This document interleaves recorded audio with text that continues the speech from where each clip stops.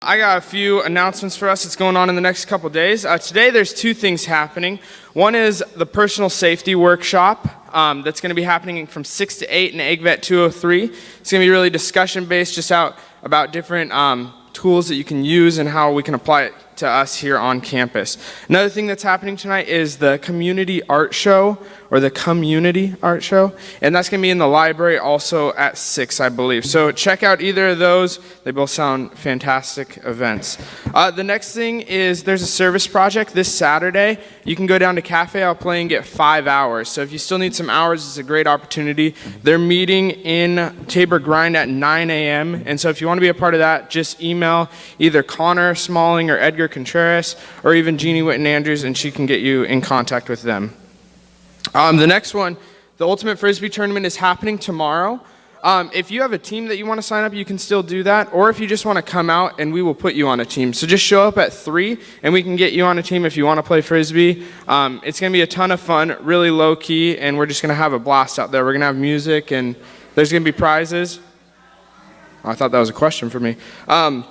Anyways, we have 2 more. So Equity and Inclusion Forum is also happening next Tuesday. And so that's just going to be a conversation about how we've been impacted by equity and inclusion in our life and how we can apply that to Warner and really beyond Warner. And it's just going to be a really cool experience to hear from other people and hear other people's stories and be able to express your own.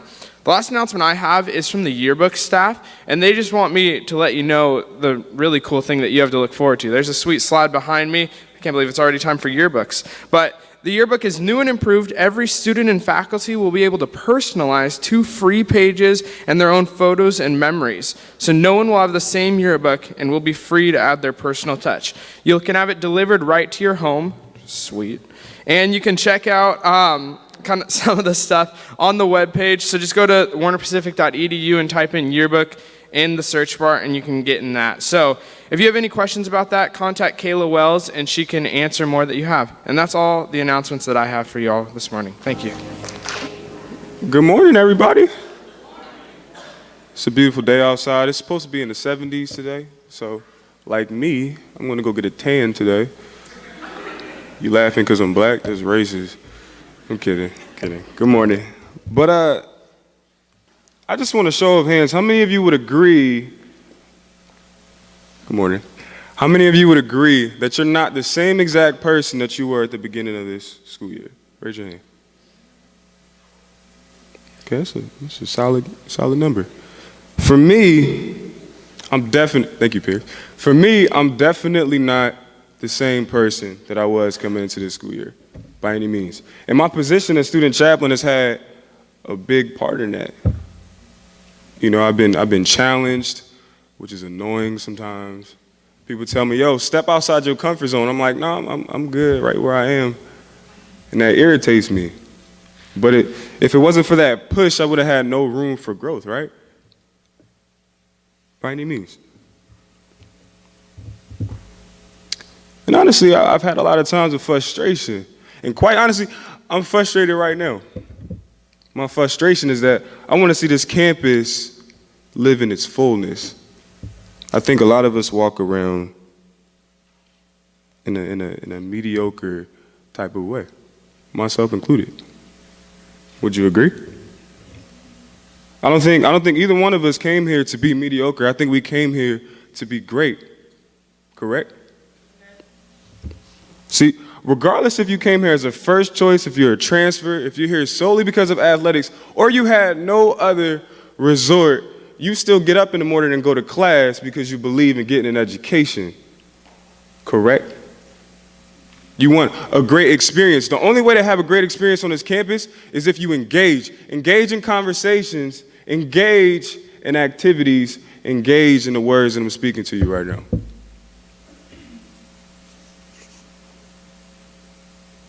No matter how tired you are, no matter how irritated you get, or how much, man, this place sucks. No matter how much you may think that, you have purpose here. You know, I came into the school year with 3 motives, just 3. Be a witness of Jesus on the basketball team, Shout out to my guys over there. To succeed academically and to help this campus grow in its understanding of the gospel. I haven't done so perfectly, but that's the whole purpose. And honestly, it goes back to the question, well, what is the gospel, Hakeem? Well, allow me to break it down for you real quick.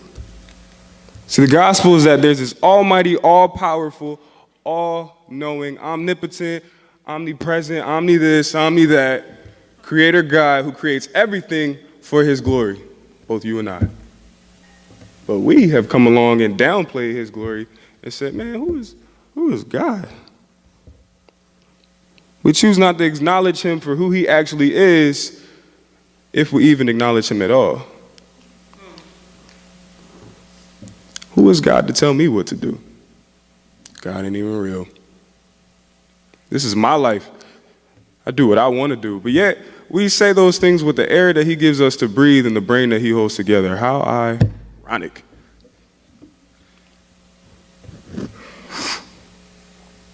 And God isn't just going to allow you to disrespect him. It's not like he's like, oh, man, it's all good. He's like, no, that's not okay. It's not some little oops when we disrespect God because of who he is. And God, being just, he's furious about that.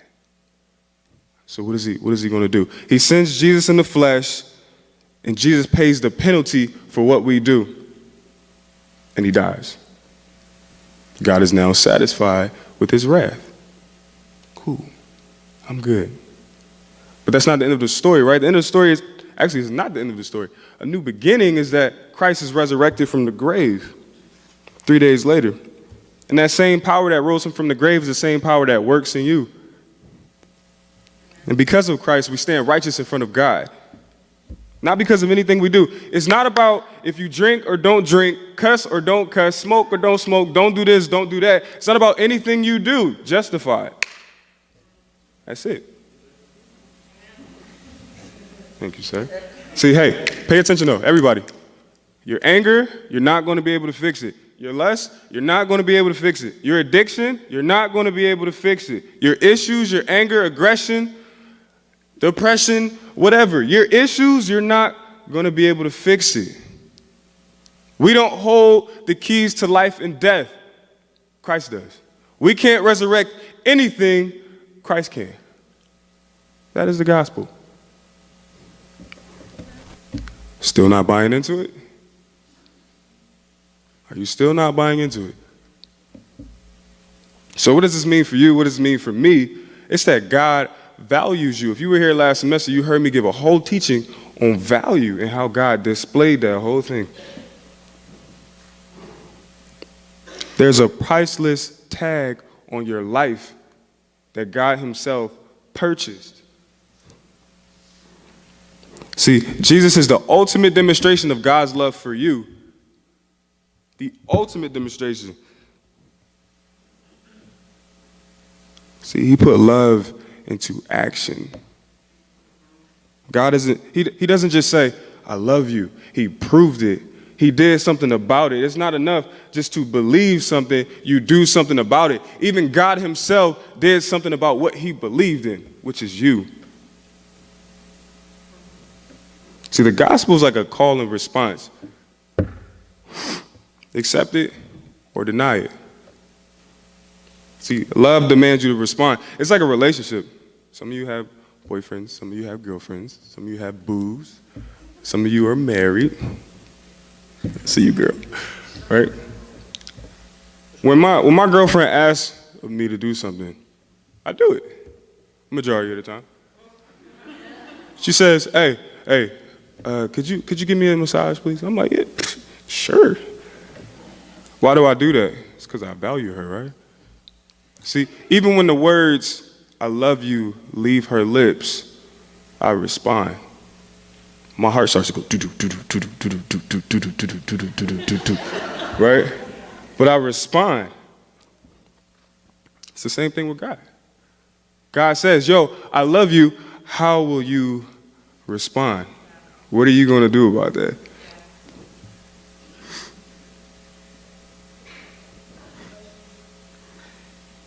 And the crazy thing is, we live as if we don't give a dang about what God says or what he believes in at all.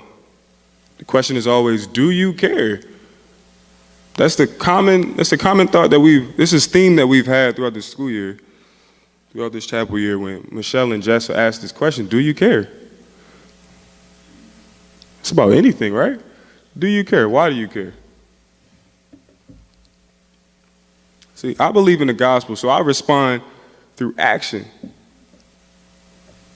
I try to run away from God so many times in my life. Like, God he used to just tell me, yo, I need you to hoop, to play basketball. I was like, nah, I'm Gucci.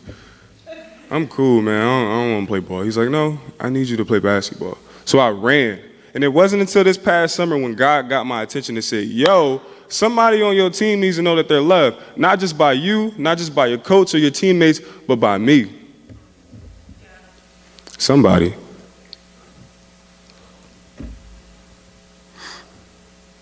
See, the gospel was and still is my motive to play basketball. Because I'll be quite honest, I can go just fine without hooping. To be honest, I don't even like running. I don't. Conditioning is terrible. Ask any of my teammates. I hate it. I absolutely hate it. But it ain't about me. It's about God.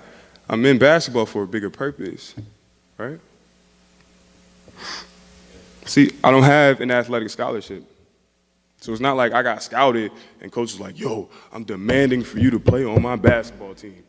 No, I had to take the steps to join this team because I had faith that God would allow it to happen. So I had to do what I had to do on my part to make it a reality. See, and faith isn't just, I believe those facts. Somebody can come in here right now from outside and go, Hakeem, there's a bomb in the back that's going off in 15 seconds. And I was like, all right, let me just finish this real quick. What would happen? Gone. My faith is in vain because I didn't do anything about it. So what did I have to do when I believed that God would allow this door to open for me? I had to go talk to the coach myself. I had to go to open gyms. I had to go through that hellish conditioning, do whatever I had to do in order to make this whole thing a reality. So what about you? I guess that's what you're most interested in. What about you? And I think all of you are great people. I know a lot of you personally. God has even proved that you're great. Now live into it. I think you go to a school with a great mission. If you don't know the mission statement, I'm snitching on you. And I think all of you are destined for great things. Don't allow your past to hold you back from flourishing in your future and flourishing in the present at that, for the benefit of your future. It doesn't matter what you've been through. There's no excuse for you not to be great still. Would you agree? Would you agree? I bet some of you are going through, and will go through some hell. Absolute hell. But that's still no excuse for you not to live in fullness. You woke up this morning because you have purpose. Better make the most out of the 84 or 600 seconds that you got in this day. Make the most. Don't be mediocre. Be great today. The gospel gives us reason to fight against sexism, against racism, against sexual trafficking, against rape, against crime, against depression, against illness. We have reason to fight the good fight. We're always to fight for what's right in a fallen but yet beautiful world. I mean, look at yourself. You're beautiful. Are you worth fighting for? Okay, maybe publicity isn't your thing. Maybe you don't like marching downtown for causes. Maybe you don't like giving speeches in front of people. Maybe you don't like being a public advocate for justice. And that's okay. That's perfectly fine. Maybe you're more subtle, like helping the man on the side of the road with a cardboard sign, by giving him some money or giving him some food or just giving him a wave in your car. Just because you're not doing something on a humongous stand doesn't mean that you're not doing the right thing. It doesn't mean that you're not fighting against injustice. Simple acts of kindness can change a world. Could you imagine? Maybe you just love on your friends. Maybe you just love on your teammates. Maybe you just love on your boo thing. Maybe you just love in general.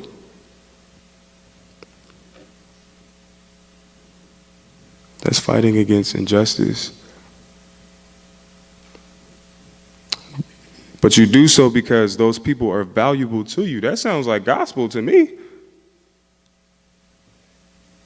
The reason why we can do what we do is because of the gospel and its message and what it says and what it stands for. Everything that you do. See, following Jesus isn't easy though. It's actually quite dangerous, if I may say so myself. But it's worth it because he's that valuable. God had to watch Jesus go everything that he did because you were that valuable. We can't achieve greatness by being a shadow of the real thing. Phenomenal quote by Michelle Lang. I will say it again. We cannot achieve greatness by being a shadow of the real thing. Stop pretending. Me and you, stop pretending. We can't go through life pretending to be something that we're not. Don't pretend to be mediocre when you're great.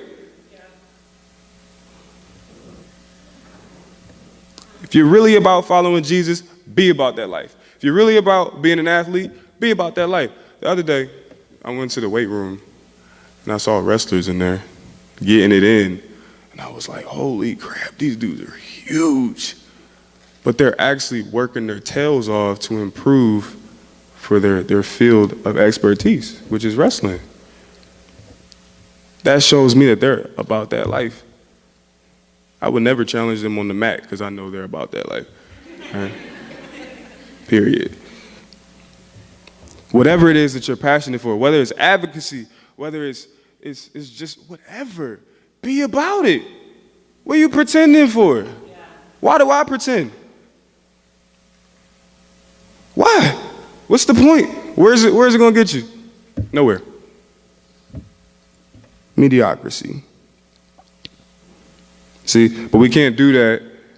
We can't do that with a diluted gospel like so many of us here. Come to Jesus and everything will be okay. Come on, man. We know that ain't true. There has some truth in that, but it's completely watered down. Like I said, following Jesus is hard. See, your actions will show exactly who you are. And it makes me think of the scripture in John 18, verses 10 and 12.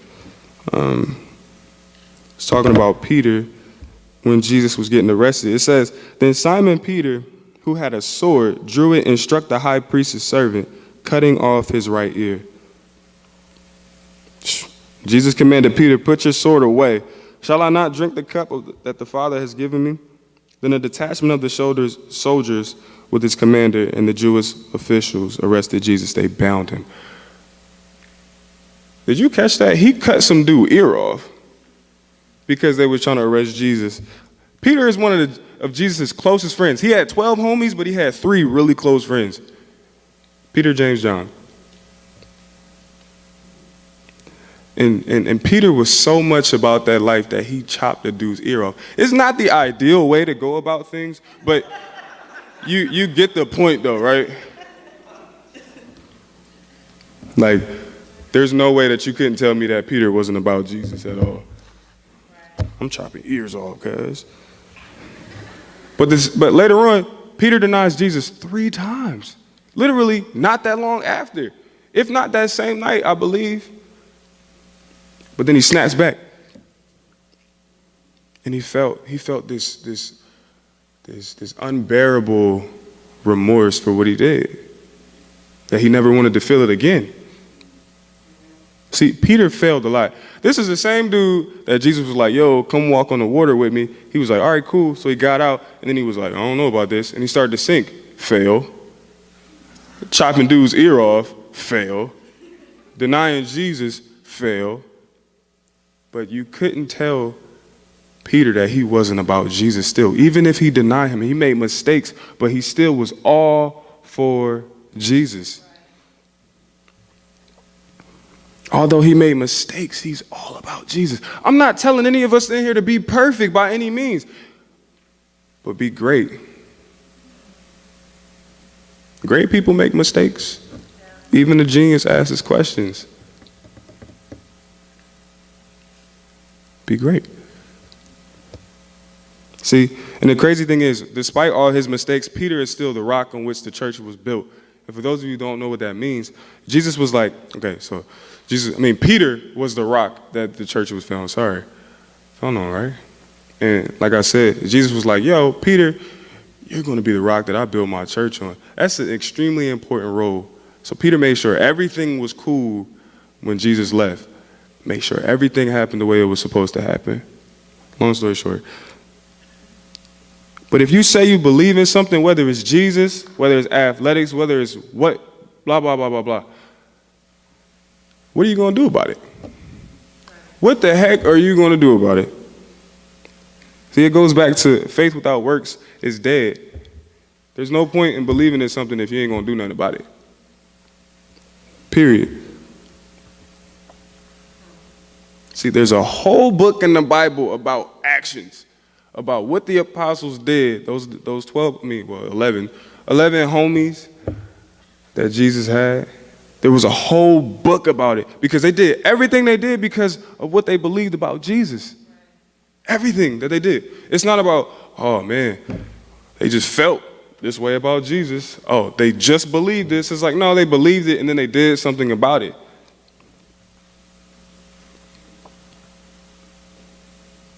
It's not about feelings. It's not about if you feel good. It's not about any of that. What are you going to do? It's not enough just to be angry that people are getting abused. It's not enough just to be angry that people are getting raped. It's not enough to be angry that people are getting sexually trafficked. It's not enough to believe that it's wrong to hurt people. It's not enough to just believe. What are we going to do about it? That's what it really comes down to. I don't know what's going on in your life individually, but what are you going to do about it? What am I going to do about it? I'm up here talking to you right now. It's doing something. So when you walk out these doors, what are you going to do? We should be able to look at each other's lives and tell what each other's passions are. We can't afford any gray areas. There's no 50 shades of gray here.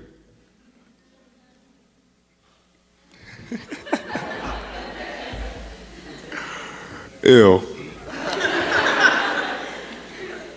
But be black or white about your life. Not racially. Our school's about diversity and all of that, not all of that, right? But be bold and be clear about what you believe in and what you do about it. Be very clear. You shouldn't have to, okay, I'm not a great example because I'm not perfect, but if you look at my life, this is my challenge.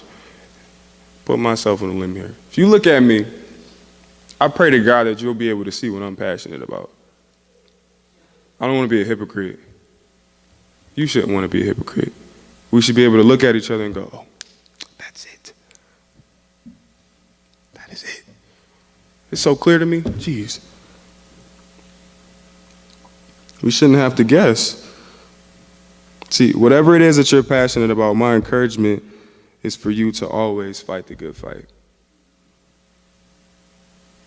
Always. It's hard, I know. And we can't afford to give up because somebody depends on you. Whether it be your sibling, your parents, your friends, somebody that is all the way on the other side of the city, whoever it may be, you may not even know them, but somebody depends on you. to be about that life. No matter how much change we may see in a school year, no matter how much change we may see in a lifetime, we have to keep fighting. I couldn't impact everything. I couldn't do everything I wanted to do in a year of student chaplaincy, but I pray that I impacted just a little bit, just enough to get the ball rolling. I don't need, this ain't about me. I'm not standing up here for me. I'm not preaching because it makes me feel good to come up here and talk. I do it all for God's glory.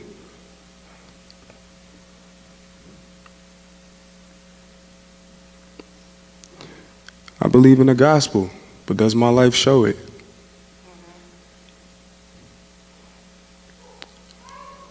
Oh, she's cute. What do you believe? What you gonna do about it? See, I had this one mentor when I was about 14, 15, 16 years old, in that age range. And he told me, he said, Hakeem, I believe in you. I believe you have the potential to be great.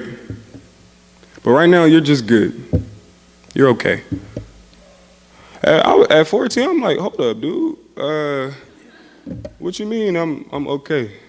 This dude mentored me through basketball, mentored me through life. He was a father figure for me. He was just a man I could confide in. He was just a friend, a best friend at that. And he said, yo, I believe in you. What you gonna do about that though, man? And I thought about it. I said, I don't know. He said, well, come back to me when you figure that out. I said, all right. Here I am 4, 5, 6 years later, and I get it now. It wasn't enough for him just to believe that I could go from good to great. His belief ain't gonna take me nowhere. His belief ain't just gonna magically make my life go to where it needs to go. I actually did something about it. I said, all right, you know what I'm gonna do? I'm gonna figure out what it means to be a leader, and I'm gonna do it. I'm gonna figure out what it means to excel academically, I'm gonna do it. I'm gonna figure out what it means to be a good basketball player. Hopefully, you guys are the judge of that, right? But I'm gonna do it. I'm gonna do it. I'm gonna do it. I'm gonna do it, right? I had to figure it out. That changed my life. You know, and I'm gonna invite the worship team back up real quick. Come on.